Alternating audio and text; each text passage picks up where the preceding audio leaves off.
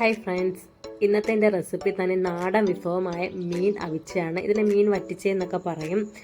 നമ്മളെ വീട്ടിൽ ഉമ്മാമ്മമാരൊക്കെ പണ്ടുണ്ടാക്കി തന്നൊരു ഐറ്റം കേട്ടോ. പൊളി ടേസ്റ്റാണ്, നല്ല ചൂട് കപ്പയുടെ അടിപൊളി കോമ്പിനേഷനാണ്, മസ്റ്റ് ട്രൈ ഐറ്റമാണ്. അപ്പോൾ വീഡിയോ ഇഷ്ടപ്പെടുകയാണെങ്കിൽ തീർച്ചയായിട്ടും ലൈക്ക് ചെയ്തൊന്ന് സപ്പോർട്ട് ചെയ്യണം. ചാനൽ ഇതുവരെയും സബ്സ്ക്രൈബ് ചെയ്യാത്തവരൊന്ന് സബ്സ്ക്രൈബ് ചെയ്യും, ലൈക്ക് ചെയ്യും, ഷെയർ ചെയ്യും വേണം. ഒരുപാട് പേര് വീഡിയോസൊക്കെ കാണുന്നുണ്ടെങ്കിലും ലൈക്ക് ചെയ്യലും സബ്സ്ക്രൈബ് ചെയ്യലും കുറവാണ്. അപ്പോൾ തീർച്ചയായിട്ടും ഒന്ന് സബ്സ്ക്രൈബ് ചെയ്തേക്കണം. അപ്പോൾ welcome back to my channel.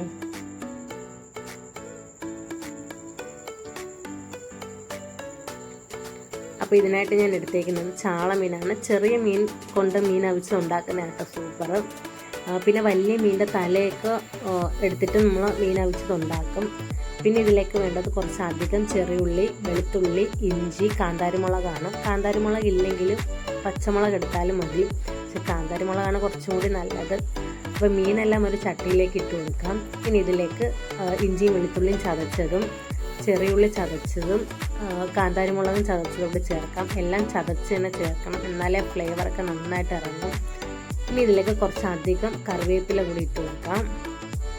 ഒരുപാട് മസാലയൊന്നും നമ്മൾ ഇതിലേക്ക് യൂസ് ആക്കുന്നില്ല. ഒരു 1/2 ടീസ്പൂൺ മഞ്ഞൾപ്പൊടി ഇട്ട് കൊടുക്കുന്നുണ്ട്.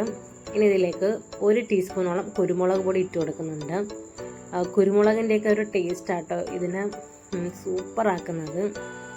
ഇനി ആവശ്യത്തിന് ഉപ്പും കൂടി ഇട്ട് കൊടുക്കാം.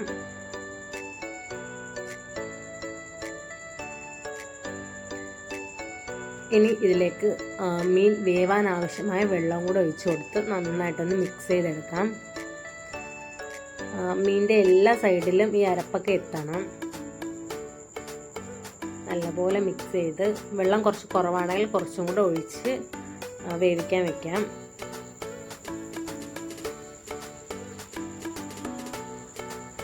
അപ്പോൾ നമുക്ക് ഗ്യാസിൽ വെച്ച് നന്നായിട്ടൊന്ന് വേവിക്കാൻ വെക്കാം.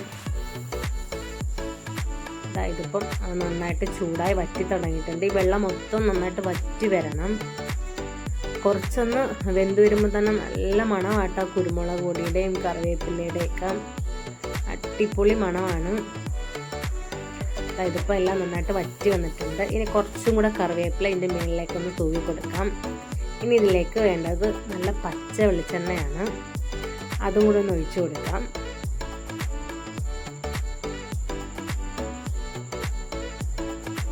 ഇനി ഇതൊന്ന് നന്നായിട്ട് മിക്സ് ചെയ്തെടുക്കാം. ഇത്രയേ ഉള്ളൂ പരിപാടി, പെട്ടെന്ന് തന്നെ ഉണ്ടാക്കാൻ പറ്റും സിമ്പിൾ റെസിപ്പി ആട്ടോ, മസ്റ്റ് ഐറ്റം ആട്ടോ. ഇപ്പോഴൊക്കെ ഇത് കഴിച്ചിട്ടുള്ളവരൊക്കെ കുറവായിരിക്കും. പണ്ട് ഉമ്മാമ്മമാരൊക്കെ ഉള്ളപ്പോഴാട്ടോ ഇത് ഉണ്ടാക്കാറ് പതിവ്. പക്ഷെ നമ്മൾ ഉണ്ടാക്കുന്നതിനെക്കാട്ടി ഒരുപാട് ടേസ്റ്റ് ആട്ടോ അവരുണ്ടാക്കുമ്പോൾ, കാരണം അവരുടെ സ്നേഹവും പരിപാലനവും ഒക്കെ അതിലുള്ളത് കൊണ്ടായിരിക്കും. അപ്പോൾ വീഡിയോ ഇഷ്ടപ്പെട്ടാൽ തീർച്ചയായിട്ടും ലൈക്ക് ചെയ്യുക. അപ്പോൾ അടുത്തൊരു വീഡിയോ ആയിട്ട് വരുന്നത് വരെ ടാറ്റാ ബൈ.